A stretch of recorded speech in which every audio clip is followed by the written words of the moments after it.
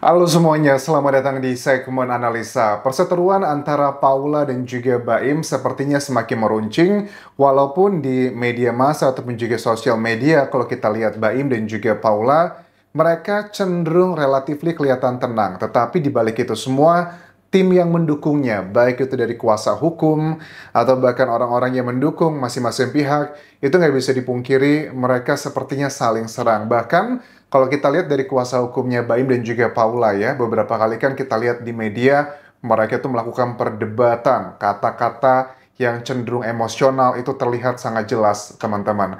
Nah, kemarin kita sudah melihat bahwa timnya Paula itu mendatangi Komisi Nasional Perempuan untuk melaporkan yang dialaminya. Dugaannya ini ada dua laporannya, teman-teman. Pertama adalah laporan terkait dengan dugaan kekerasan dalam mereka berumah tangga, dan yang kedua adalah tentang pernyataan pejabat publik yang dinilainya adalah diskriminatif. Ini ada dua hal yang menurut aku juga cukup unik ya. Kalau yang bagian pertama tadi, kenapa ini dilaporkannya baru sekarang gitu? Kalau memang Paula ngakunya bahwa dalam pemeriksaan atau ngobrol ya, bukan pemeriksaan, tapi curhat gitu ya, di Komnas Perempuan sekitar 2 jam ini dibilang bahwa kami juga membawa salah satu buktinya adalah rekaman CCTV yang dialami Paula pada saat Baim melakukan hal yang fisik seperti itu. Itu kenapa baru disampaikan sekarang pada saat proses dia mau mengajukan banding juga kan ya? Kenapa tidak disampaikan pada saat persidangan yang pertama? Ini unik, kenapa ini sifatnya adalah kayak menyusul begitu. Kita juga pengen lihat CCTV-nya seperti apa. Apakah CCTV-nya jangan-jangan yang tersebar di sosial media terkait dengan konten mereka di YouTube kan. Dulu kan sempat ada Paula ngebuat konten yang dinilai masyarakat, kasihan banget ya si Paula ya, dibeginikan sama Baim dan sebagainya. Ya kita nggak tahu, namanya juga konten teman-teman. Konten tuh mirip kayak TV juga sih, terutama untuk para konten kreator yang sudah levelnya level yang seperti Baim lah ya, karena profesionalitasnya juga seperti itu. Dalam dunia TV dan konten, sebagian besar itu pada umumnya adalah semua hal yang terlihat itu sudah direncanakan, tetapi dilakukan secara natural. Nah, apakah kekerasan yang dimaksudkan itu adalah bagian dari kontennya atau bukan? Itu yang pertama. Yang kedua, terkait dengan pernyataan pejabat publik, ini yang diduga adalah menurut aku dari statementnya Humas dari juru bicara Pengadilan Agama Jakarta Selatan. Bahkan dari pihak Komnas Perempuan pun juga mengatakan katanya begini, kalau juru bicara itu seharusnya tidak boleh punya double jabatan. Kan yang menyampaikan di muka umum atau media terkait dengan juru bicara tugasnya dia juga adalah sebagai seorang hakim. Katanya tidak boleh, nggak boleh dua jabatan. Ya, kita lihat nanti nih perkembangannya seperti apa. Karena menurutnya ada banyak hal, kalau menurut kuasa hukum Paula, yang di sini dikatakan bahwa juru bicara tersebut itu banyak menyampaikan hal-hal yang bukan objektif, tetapi adalah opini pribadi. Misalnya gimana? Ada kata-kata yang disampaikan bahwa terbukti adanya pihak ketiga. Ini adalah opini, bukan fakta persidangan. Nah, aku lihat tadi wawancara dari pihak Humas Pengadilan Agama Jakarta Selatan, sepertinya dia santai-santai aja. Dia dengan implisit ya, sepertinya dia merasa tidak ada hal yang salah dia sampaikan, karena memang katanya dia hanya sekedar ngebaca hasil putusan persidangan. Dari pihak Humas Pengadilan Agama Jakarta Selatan juga mengatakan bahwa yang mengajukan banding itu bukan cuma dari pihaknya Paula, tapi juga Baim. Kalau Paula mengajukan banding pada tanggal 28 April 2025, sehari setelahnya pihak Baim pun juga mengajukan banding. Lantas, maksudnya banding ini seperti apa? Karena kan intinya banding itu adalah mengajukan keberatan atas keputusan pengadilan. Kita tahu di putusan pengadilan yang lalu ada beberapa hal yang diputuskan. Yang pertama adalah terkait dengan hak asuh anak. Itu kan joint custody, artinya 50% 50% itu akan tinggal bersama kedua orang tuanya. 2 minggu pertama di satu orang tua, 2 minggu kedua di berikutnya. Terus putusan yang kedua adalah terkait dengan nafkah. Paula akan mendapatkan 1 miliar rupiah dari Baim karena dinilai untuk salah satu nafkah yang harus dipenuhi Baim gitu ya. Tetapi memang dari Paula kan juga mengajukan nggak cuma 1 miliar, tapi kurang lebih ada beberapa miliar dengan rincian yang kalian sudah pahami apa saja. Tetapi dari pihak Pengadilan Agama Jakarta Selatan memutuskan tidak mengabulkan tuntutan tersebut karena ada dalil-dalil yang disampaikan, ada dugaan bahwa adanya hubungan dengan pihak lain yang dikategorikan adalah sebagai istri durhaka. Nah, dari tim Paula juga mengatakan dengan tegas, kami tidak terima gitu ya bahwa Paula dikatakan sebagai istri durhaka. Karena narasi yang beredar di masyarakat bahwa istri durhaka itu adalah kategorinya menjalin hubungan dengan pria lain. Padahal itu tidak sama sekali. Maksudnya gini teman-teman, karena ini kan salah satu hal yang termasuk ajaran agama ya. Bukan berarti yang durhaka itu adalah sudah pasti melakukan hal seperti itu dengan orang lain, tetapi misalnya kayak mengatakan hal-hal yang simple menyakiti suami atau pergi tidak izin, atau yang sangat ortodok atau apa ya, aku nggak ngerti istilahnya seperti apa, takut salah ngomong juga.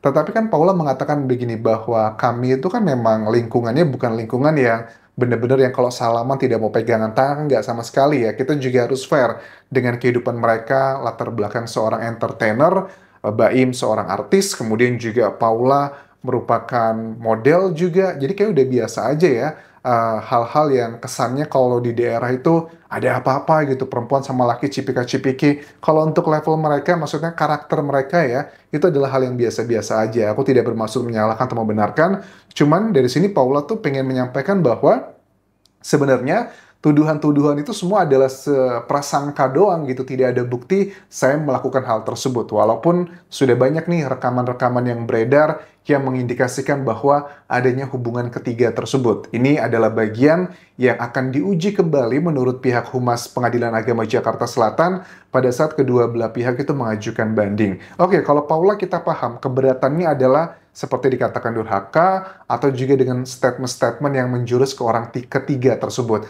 Tetapi dari timnya Baim yang mengajukan juga banding, apa nih yang ngebuat dia berat? Karena kan kalau untuk custody, joint custody, kedua belah pihak itu mengakui bahwa nggak masalah. Apakah Baim ini mengajukan banding karena dia tidak mau membayar 1 miliar nafkah yang harus diberikan ke Paula?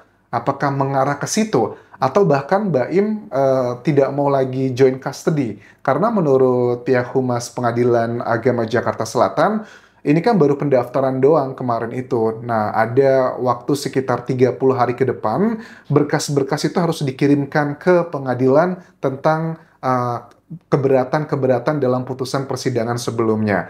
Nah, ini akan menjadi salah satu babak yang ngebuat aku juga semakin geleng-geleng kepala. Di salah satu bukti Paula pada saat datang ke Komnas Perempuan dikatakan bahwa ada beberapa dugaan kekerasan dilakukan Baim nih ke Paula selama pernikahan. Ada yang secara fisik, ada yang secara psikologi, ada juga yang secara begituan gitu, dan juga masalah ekonomi.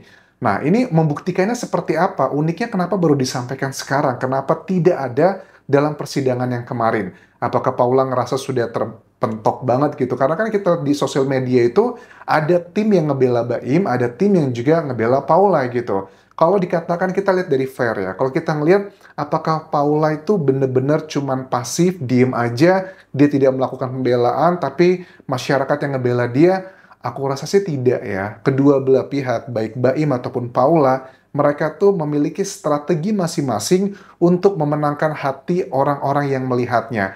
Harus kita akui, di setahun terakhir tentang drama kasus ini, Baim adalah orang yang paling banyak dihujat di sosial media. Dikatakan pelit, dikatakan istri suami yang apa, NPD, dikatakan juga ABC, dan D itu banyak sekali, apalagi kalau kita lihat jejak digital yang ada di komentaran Instagramnya. Terlebih lagi waktu Baim dinarasikan oleh pihak lawannya pada saat ada video viral bahwa anaknya kan bilang, "Mama jangan kesini nanti dimarahin sama papa." Itu habis tuh Baim dikatakan A, B, C, dan D. Tetapi posisinya terbalik beberapa waktu terakhir ini pada saat ada statement-statement dari kuasa hukum Baim yang tidak mengatakan secara langsung, tetapi memberikan kayak puzzle kisi-kisi, kemudian ditambah dengan banyaknya rekaman-rekaman yang beredar, netizen itu sebagian berubah pikiran bahwa awalnya Baim yang dipikirnya adalah bermasalah, tapi ternyata ada sesuatu hal di balik itu semua. Misalnya terkait dengan sakitnya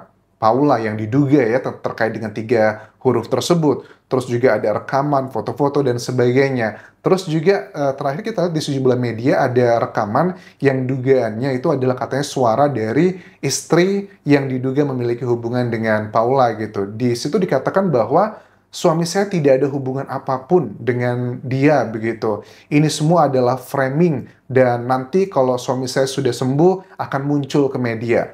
Ya, aku nggak tahu apakah rekaman itu asli atau enggak, karena di era digital seperti ini kan, dugaan terjadinya manipulasi sangat tinggi banget ya teman-teman. Ya uniknya adalah kan Baim mengatakan untuk pria tersebut, "Kalau memang kamu punya itikat baik, kenapa kamu tidak temui saya gitu selama setahun terakhir?" Katanya Baim nunggu Etus buat minta maaf lah, biar ini nggak semakin ramai, tapi tidak terjadi. Bahkan Baim mengatakan dengan tegas, "Di persidangan yang lalu aja kamu sudah katanya akan datang sebagai saksi, tapi tiba-tiba kok tidak hadir. Apa yang terjadi sebenarnya?" Ditambah lagi kita melihat ada sejumlah asisten rumah tangganya Baim Wong juga memberikan statement yang cenderung memberatkan Paula. Misalnya ada statement, "Saya itu melihat mereka, Paula dan juga pria tersebut, lagi rebahan di kamar aja." Ada juga yang bilang, "Saya disuruh di kamar aja sama anak-anak, dan mereka itu berduaan aja di bawah, di meja, makan, kalau bapak lagi nggak ada." Tidak ada yang mengatakan melihat yang seperti itu. Tetapi ini adalah indikasi-indikasi